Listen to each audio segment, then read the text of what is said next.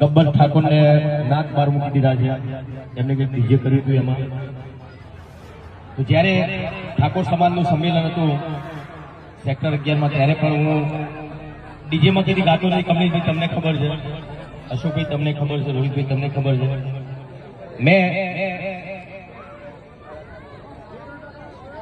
એક વિનંતી કરી હતી જ્ઞાનીબેનને.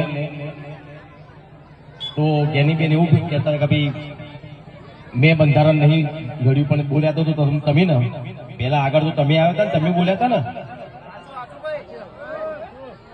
તો બધા બનાસકાંઠાના ઠાકોર સમાજના જે આગેવાનોએ બધું બંધારણ કર્યું છે, બરાબર છે, બંધારણ કર્યું.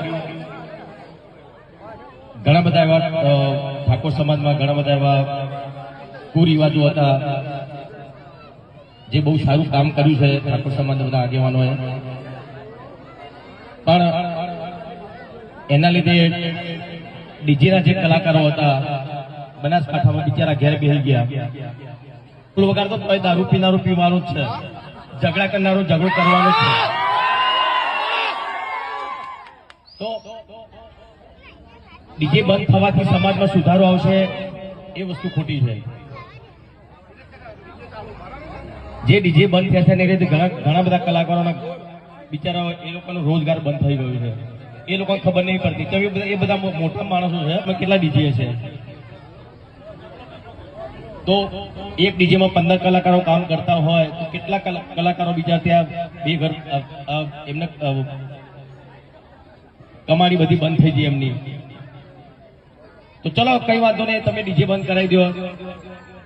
પણ જેના લોકોના ડીજે બંધ થયા છે એ લોકો ઘેર બેસી રહ્યા છે, એમનો રોજગાર આપો. તમે ચલો આપો, નોકરી આપો, કઈ ધંધો તમે આપો ને.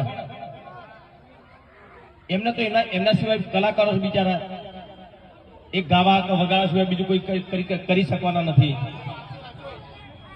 તો જે આગેવાનોએ જે બંધારણ કર્યું છે એમને ખાલી એટલી જ વિનંતી